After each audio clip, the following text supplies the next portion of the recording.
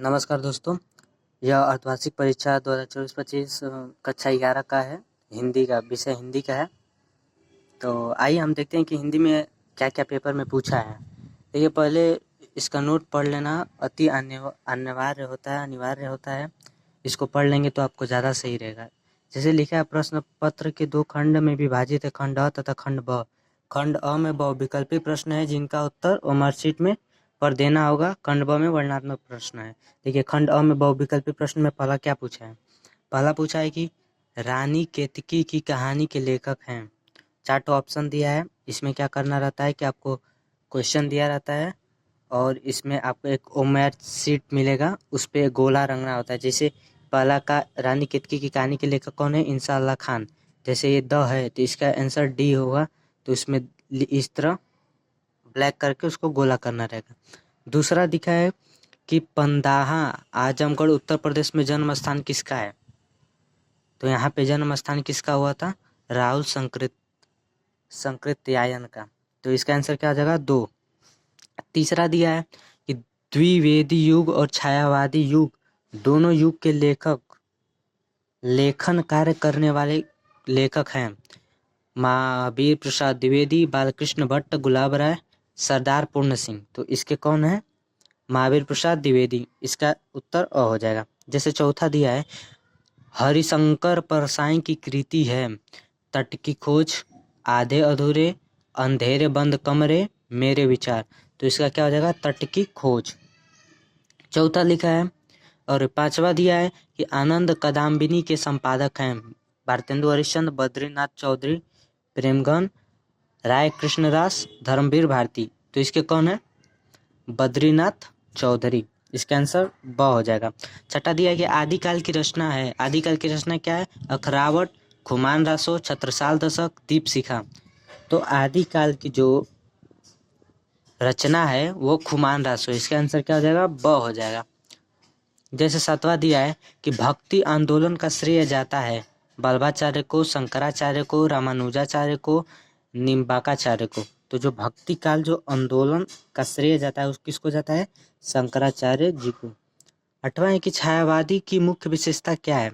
छायावाद है जो, उसकी मुख्य विशेषता क्या है? छायावाद का मुख्य विशेषता क्या है? प्रकृति का सूक्ष्म चित्रण, युद्धों का वर्णन, यथार्थ चित्रण, भक्ति की प्रधानता। तो छायावादी की मुख्य विशेषता क्या है? प्रकृति का सूक्ष्म चित्रण। और इसी में 9वां दिया है कि तोड़ती पत्थर रचना है। तो ये किसकी रचना है? आइए हम इसके आगे ऑप्शन देखते हैं। दोस्तों, ऑप्शन में दिया है जयशंकर प्रसाद, निराला की, महादेवी वर्मा, राजकुमार वर्मा की। तो किसका हो जाएगा? निराला जी की।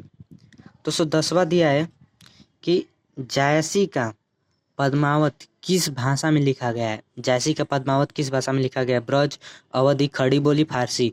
तो जो जायसी का पद्मावत है वो अवधी भाषा में लिखा गया था। इसका उत्तर ब हो जाएगा। जैसे 11 है, सचिंद्र की संधि विच्छेद है रांची प्लस इंद्र। ये तो होइबे नहीं करेगा। सच प्लस इंद्र, सच प्लस इंद्री, सची प्लस इंद्र। तो इसका क्या हो जाएगा? डी, सची प्लस इंद्र। और दोस्तों, अगला दिया है कि प्रभोदय का संधि विच्छेद है प्रभु प्लस उदय, प्रभु प्लस दया, प्रभा प्लस उदय, प्रभा प्लस उदय। तो प्रभोदय का संधि विच्छेद क्या हो जाएगा? प्रभु प्लस दया, बी। 13वां की अनिल, अनल का अर्थ है अनिल। अनिल का अर्थ यानी कि वायु होता है और अनल माने आग, हुतासन, कृषाणु, ये सब आग के पर्यायवाची शब्द है। तो इसका वायु और आग उत्तर हो जाएगा। 14 है कि चपला शब्द का अर्थ है। तो चपला का मतलब होता है बिजली। बिजली, चपला, चंचला, ये सब बिजली के पर्यायवाची शब्द हैं। इसका उत्तर बी हो जाएगा। 15वां है कि बिना स्वार्थ के कार्य करने वाला।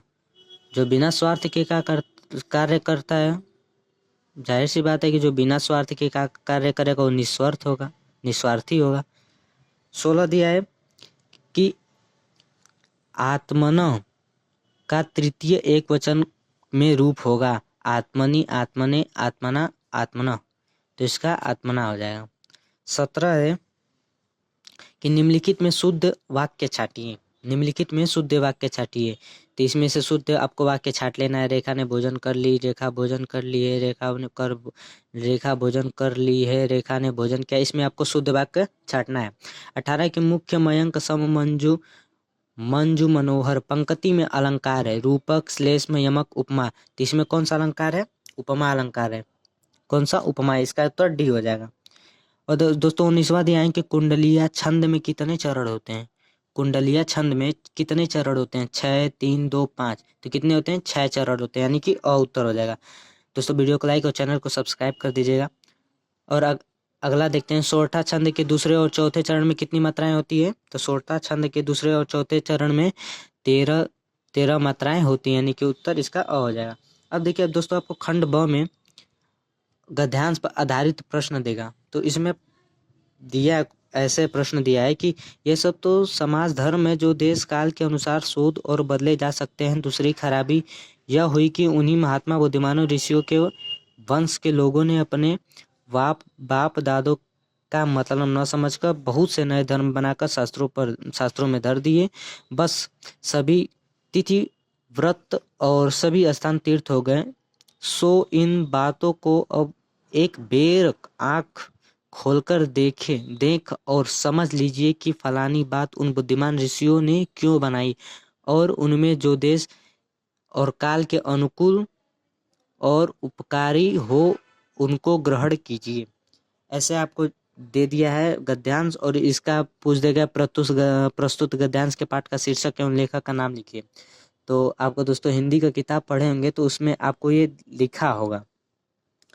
भारतवर्षोन्नति में ये भारतवर्षोन्नति का है, और इसके लेखक कौन है?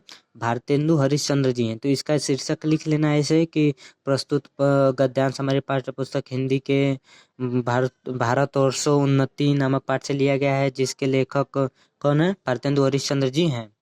अब लेखक के अनुसार हमारे सामाजिक धर्म क्या है, पूर्वजों ने इन्हें क्यों बनाया? अब इसका आपको बना के अपने से उत्तर देना। आप किताब पढ़ लेंगे, इसमें समझ में आ जाएगा। और गद्यांश को इस जो रेखा है उसको, जो रेखांकित अंश है उसको व्याख्या कर लेना है। और शोध और एक बेर का अर्थ, शोध का मन यानी रिसर्च करना, यानी कि खोजना। और एक बेर का मतलब यहाँ पे लिखा है कि अब एक बेर आंख खोलकर देख लो, यानी कि एक बार और अच्छी तरह से देख लो। और हम आगे देखते हैं कि और प्रश्न क्या पूछा है। और दोस्तों अथवा में करके दिया है कि आचरण की सभ्यता का देश ही निराला है, उसमें न शारीरिक झगड़े हैं, न मानसिक, न आध्यात्मिक, न उनमें विद्रोह है, न जंग है, जंग ही का नामो निशान है, और वहाँ न तो कोई ऊंच न नीच। तो ऐसे करके दिया है, अथवा में दिया है दोस्तों। तो इसको आप चाहे उसको कर लें या इसको कर लें, बात एक ही होता है। और आप हिंदी का किताब पढ़ लीजिएगा, उसमें देखिएगा आपको मिला है। जैसे में दूसरा में दिया है कि दिए गए पद्यांश के आधारित पर, वो गद्यांश था, अब नीचे क्या देगा? पद्यांश दिया है। पद्यांश में भी दो देगा। जैसे देखिए, लंबा मार्ग दूरी घर बिकट पंत बहुमार, कहो संतो क्यों पराए दुर्लभ हरि दीदार, लहु तन जरो मसीह करो लिखो राम का नाऊ, ले खड़ी करो कंकरी लिख राम पठाऊ। जैसे ऐसे कोई करके दिया है, एक पद्यांश दिया है। तो आपको हिंदी में देखना है पद्यांश किसका है। तो जैसे ये पद्यांश दोस्तों दिया है पहला, और इसमें अथवा करके भी देगा, या तो इसको कीजिए या तो इसको कीजिए। तो जो इसके लेखक हैं या सॉरी कवि हैं वो कबीर दास जी हैं, और ये साकी से है। तो इसका आपको लिख लेना है। वैसे इसमें पूछा नहीं है, देखिए पूछा है कि कवि के अनुसार प्रभु की प्राप्ति का मार्ग कैसे है, प्रभु प्राप्ति के मार्ग में कौन सी कठिनाई का सामना करना पड़ता है। प्रस्तुत पद्यांश में जो रेखांकित अंश है उसकी व्याख्या करना है। तो दोस्तों ऊपर वाला था आचरण की सभ्यता का देश, ये किस पाठ से लिया गया है? तो ये आचरण की सभ्यता है, और इसके लेखक कौन है दोस्तों? गद्यांश के लेखक होते हैं और पद्यांश के कवि होते हैं। तो गद्यांश के लेखक कौन है? सरदार पूर्ण सिंह। इसके आचरण की सभ्यता के सरदार पूर्ण सिंह। अब इसका भी हो जाएगा, इसका भी हो जाएगा। इसका कबीरदास साकी। और अथवा में करके दिया है कि हमारो हरील की लकड़ी मन क्रम बचन नंद नंदन उर, यह दृढ़ करी पकड़ी, जागत सोवत स्वप्न दिवस नीसी, काहन काहन जकरी, सुनत जोग लागत है जैसो कोई करुई ककरी, सुतय व्याधि हमको आए, देख सुनी न ककर करी, यह तो सूर तनहि लो सौंपे, जिनके मन चकरी। यानी कि जो गोपियां हैं, उद्धव जी उनको मनाने आए होते हैं, तो गोपियां जो होती हैं उद्धव जी से कहती हैं कि हमारो हरील की लकड़ी, हरील यानी कि एक प्रकार के पक्षी है जो एक लकड़ी को अपने पास हमेशा अपने हृदय से सटाए लगती है। उस तरह गोपियां कह रहे हैं कि कृष्ण हमसे, श्री कृष्ण भगवान हमसे उसी तरह चिपके हुए हैं। और ये किसका है? सूरदास का। देखिए दोस्तों, इसी में पकड़ा जा रहा है कि सूर तनहि, सूर यानी सूरदास जी का ये है। और इसमें दिया गया रेखांकित अंश की व्याख्या कीजिए। यहाँ पे रेखा नहीं खींचा है दोस्तों, तो शायद हो सकता है तो आपके टीचर कर दे रेखा, या तो आपको 2-3 लाइन की व्याख्या कर देना है। जागत, यहाँ पे देखिए एक और क्वेश्चन दिया है कि जागत स्वत सपन दिवस निशिकान जकरी पंक्ति का, इसका मतलब जागत स्वत जागते सोते स्वप्न में दिन में रात में बस कान्हा कान्हा जपती हैं गोपियाँ। और तीसरा के दिया है कि निम्नलिखित में से किसी एक लेखक का साहित्यिक परिचय तथा उनकी 2 कृतियां पर प्रकाश डालिए। डॉक्टर संपूर्णानंद, रामवृक्ष बेनीपुरी, सरदार पूर्ण सिंह। इनका आपको जीवन परिचय लिख देना है और उनकी 2 कृतियां पर, यानी कि जो साहित्यिक परिचय और उनकी 2 कृतियां लिख देना है। और ख में दिया है कि निम्नलिखित में से किसी एक कवि का साहित्यिक परिचय तथा उनकी 2 कृतियां। इनमें भी देखिए, यहाँ पे कवि यानी कि लेखक, यानी ये गद्य के हो गए और ये पद्य के हो गए। इनमें भी देखिए हम इनमें किसका किसका पूछा है। देखिए, इसमें महादेवी वर्मा, हरिश्चंद्र प्रेमचंद, तुलसीदास जी का दिया है, तो आपको लिख लेना है। चौथा में दिया कि आकाशदीप अथवा प्रायश्चित कहानी के उद्देश्य पर प्रकाश डालिए। आपको कहानी पढ़ लेना है और उसमें से जो आपको अच्छा लगता है, यानी कि जो आपको लगता है कि नहीं ये बात सही है, उसको लिखना चाहिए, तो आप उस पर अच्छे से लिख दीजिएगा शॉर्ट भाषा में। लिखा कि स्वपठित नाटक के आधार पर किसी एक पात्र का चरित्र चित्रण कीजिए। आपको दोस्तों एक नाटक का जो पहला पात्र है उसका एक, चाहे कोई भी पात्र का चरित्र चित्रण कर दीजिएगा। छठवां में दिया गया कि दिए गए गद्यांश में से किसी एक का संदर्भ सहित हिंदी में अनुवाद कीजिए। दोस्तों यहाँ पे संदर्भ दिया है और इसका बोला है कि हिंदी में अनुवाद कीजिए। देखिए लिखा है कि पूरा वत्स नाम कमेकम समृद्धम राज्यामासित, यानी कि लिखा है ऐसे कि इसका जैसे आपको ये हिंदी का जो है संस्कृत का दिया है, तो इसका आपको हिंदी अनुवाद करना है और इसका संदर्भ लिखना है। तो ये प्रयाग, दोस्तों यह प्रयाग से है और इसका जो हिंदी अनुवाद कर लेना है, तो लिखा है कि इसका हिंदी अनुवाद करेंगे तो लिखेंगे पुराने, अर्थात पुराने समय में एक वत्स नामक समृद्ध राज्य था। पुराने समय में एक वत्स नामक समृद्ध राज्य था। अस्य राजधानी कौशाम्बी, इसकी राजधानी कहाँ थी? कौशाम्बी थी। इति नति दूर रेवर्तत, यानी कि जो इसकी दूरी थी वो ज़्यादा दूर नहीं था, वो पास ही में था। अस्य राजस्य शासक महाराजा उदयनवीर, इस राज्य के शासक महाराज उदयनवीर अति प्रियम, अत्यधिक सुंदर थे और ललित कला विज्ञसित, यानी कि ललित कलाओं के ज्ञाता थे। और लिखा कि यमुना तटे, यानी कि यमुना तट पर आधुनिक सुजावन ग्रामे तस्य सुयामन, यानी कि यमुना तट पर आधुनिक सुयामन नामक गांव में उनका, सुजावन नामक गांव में उनका सुयामन, यानी कि उनका सुयामू, देखिए यमुना तट पर सुजावन नामक गांव में उनका सुयामू नामक महल के प्रसादस्य ध्वंसावशेष, जो महल था वो टूट गया था, उसका जो अवशेष था वो वहाँ पे था। और क्या लिखा है? तस्य सौंदर्या नरागम ख्यापयंती, यानी कि जो उसका सौंदर्य दिखा रहा था कि कैसे कैसे राजा उनको कितनी अच्छी लगती थी, वो उस पे अपना सौंदर्य बिखेरे थे इस महल पे। वो महल टूट गया था। वैसे आपको हिंदी लिख देना है। ख में दिए गए पद्यांश में से किसी एक का संदर्भ सहित हिंदी अनुवाद कीजिए। इसका संदर्भ सहित हिंदी अनुवाद करना है।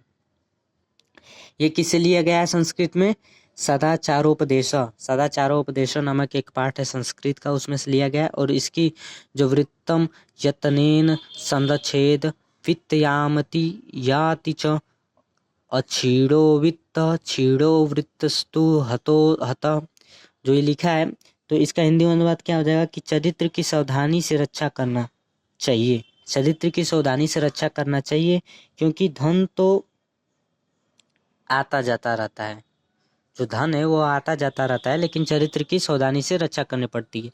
तो यहाँ पे लिखा है उसका। साथ में लिखा है कि निम्न मुहावरों एवं लोकोक्तियों में से किसी एक का अर्थ लिखते हुए उसका वाक्य प्रयोग कीजिए। अर्थ लिखना है और उसका वाक्य प्रयोग करना। जैसे आगे कुआं पीछे खाई। आगे कुआं पीछे खाई का मतलब आगे कुआं है पीछे खाई, यानी हर तरफ से हानि हो रहा है उसको, यानी उसको हर तरफ से हानि हो रही है। तो अगर इसका वाक्य प्रयोग करेंगे तो ऐसे कर देंगे कि रोहित के सामने तब आगे कुआं और पीछे खाई वाली बात हो गई जब चोरों ने कहा कि या तो वह गोली खा ले या उस अपना जो सामान लिया है उसे दे दे। ऐसे आपको वाक्य प्रयोग कर लेना है। आम के आम गुठलियों के दाम पर दोगुना लाभ हो जाना। आम के आम और गुठलियों के दाम यानी कि दोगुना लाभ हो जाना, उसका आपको वाक्य प्रयोग कर लेना है। अपने पैरों पर खड़ा होना यानी कि स्वावलंबी होना, इसका भी वाक्य प्रयोग कर लेना है। ईद का चांद होना अर्थात बहुत दिन बाद दिखाई देना। नहीं कहते हैं कि रमेश तो ईद का चांद हो गया, यानी कि रमेश बहुत दिन बाद दिखाई दे रहा है। ख लिखा है कि निम्न शब्दों में से किसी दो वाक्यों को शुद्ध करके लिखिए। यहाँ पे वाक्य दिया है, इनमें से दो वाक्यों को शुद्ध करके आपको लिख लेना है। ग में लिखा है कि निम्न शब्दों में से किसी एक शब्द के दो अर्थ लिखिए। कनक, कनक अर्थात सोना स्वर्ण।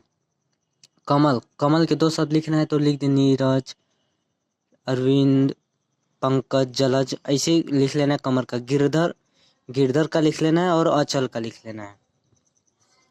लेकिन दोस्तों क्वेश्चन को ध्यान से पढ़िएगा। लिखा है कि निम्न शब्दों में से किसी एक शब्द के दो अर्थ लिखिए, यानी कि इसमें से किसी एक ही को लिखना है आपको। और आगे लिखा है 8वां में कह दिया कि करोड़ तथा वीर रस की परिभाषा उदाहरण सहित लिखिए। और ख कि श्लेष में अथवा अनुप्रास अलंकार का लक्षण उदाहरण सहित लिखिए। और ग में लिखा है कि कुंडलियां अथवा सोठा छंद का लक्षण उदाहरण सहित लिखिए। अनोवा लिखा है कि अपने क्षेत्र में हरे बड़े पेड़ों की अंधाधुंध कटाई के नियंत्रण हेतु जिला अधिकारी को एक पत्र लिखना है। नहीं तो अथवा में करके लिखा है कि अल्पवृष्टि के कारण जनपद के किसानों की समस्या का संकेत करते हुए उसके समाधान हेतु जिला अधिकारी को एक पत्र लिखिए। और 10वां में लिखा है कि निम्न विषयों में से किसी एक पर अपनी भाषा शैली में निबंध लिखे। अपने भाषा में निबंध लिखना है किसी एक पर। भारतीय समाज में स्त्रियों की स्थिति, भारतीय किसान की समस्या और समाधान, बेरोजगारी कारण और निवारण। इसका बेरोजगारी लिखना है, उसके कारण लिखना और उसको निवारण, कैसे उसको रोका जा सकता है। आतंकवाद, समस्या और समाधान। वन रहेंगे तो हम रहेंगे, ऐसे आपको करना है। आपको दोस्तों वीडियो देखने के लिए बहुत बहुत धन्यवाद। वीडियो को लाइक और चैनल को सब्सक्राइब कर दीजिए। फिर मिलते हैं हम अगले वीडियो में, तब तक के लिए